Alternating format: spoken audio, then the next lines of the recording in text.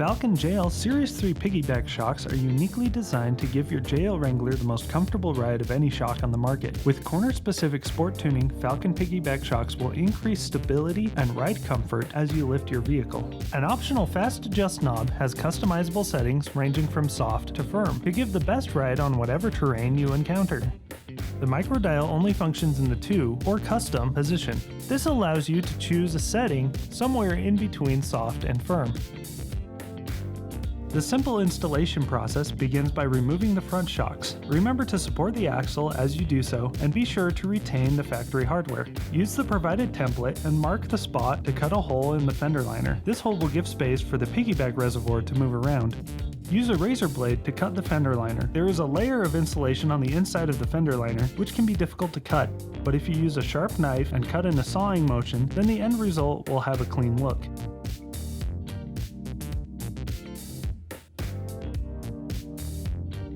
If you choose to install the upgraded Falcon Piggyback shocks with the fast adjust knob, then you will also need to trim a bit more of the fender liner to give space for the knob, as well as a little extra for your hand to turn. There's no template for this, but instructions with exact measurements are included in each set of the Falcon Piggyback shocks. It really helps to mark the liner beforehand. Instead of cutting straight through, we found scoring the liner along the marks and then folding it back and breaking it off will give a much cleaner edge.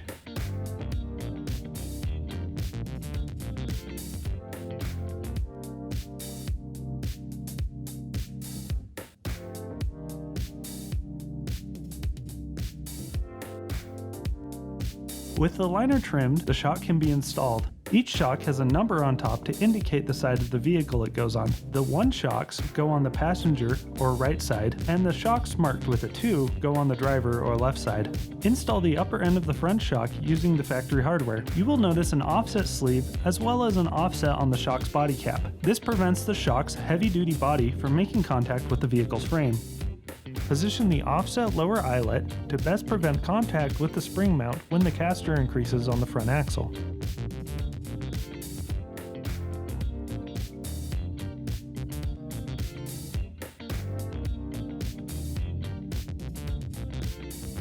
To access the upper bolt of the rear shock, you must first remove the lower section of the rear fender liner.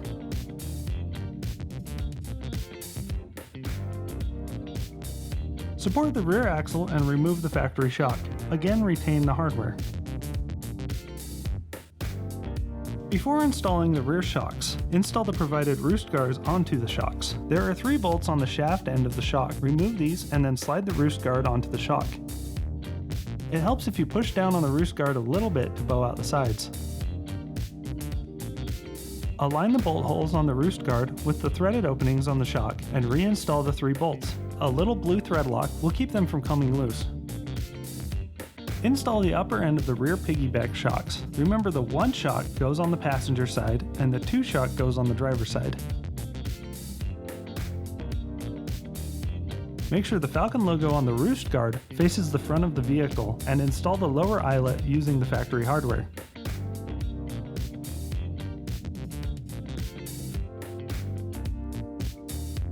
Remove the bolts on the brackets connecting the rear sway bar to the vehicle body.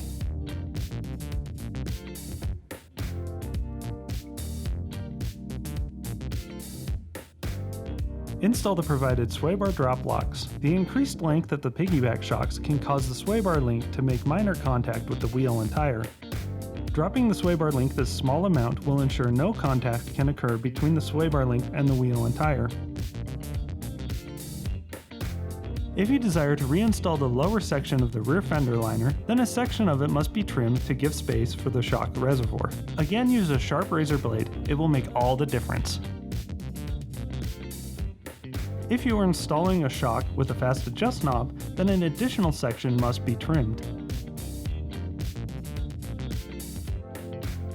As with the front fender liner, instructions with exact measurements are included with every set of the shocks. Reinstall the now trimmed fender liner section.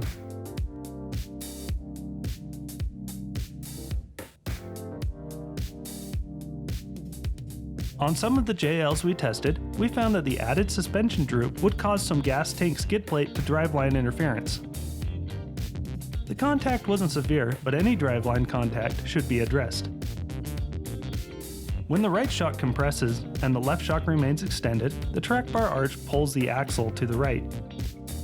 With a factory setup, there is no issue, but when the Jeep is lifted and longer shocks are added, the track bar arch angle increases, causing the driveline to touch the gas tank skid plate. We added a track bar relocation bracket, but we found that contact could still occur with taller lifts and increased shock travel. The simplest way we found to correct clearance impediments is to reposition the fuel tank by pushing the tank as far away from the driveline as possible. This requires no additional parts and can be done without raising the vehicle off the ground. To make things a little easier, remove the TK skid plate. Loosen the 7 fuel tank mounting bolts, and utilizing the factory slotting in the gas tank skid plate, reposition the fuel tank to the extremes.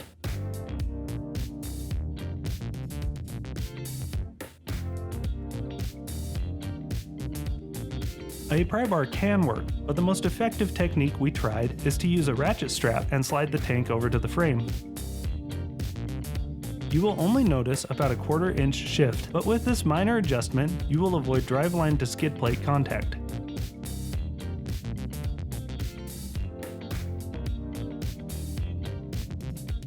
When you retighten the gas tank mounting bolts, be aware that 2 of the bolts should be tightened last, the frontmost bolt along the right side and the rear bolt on the left side.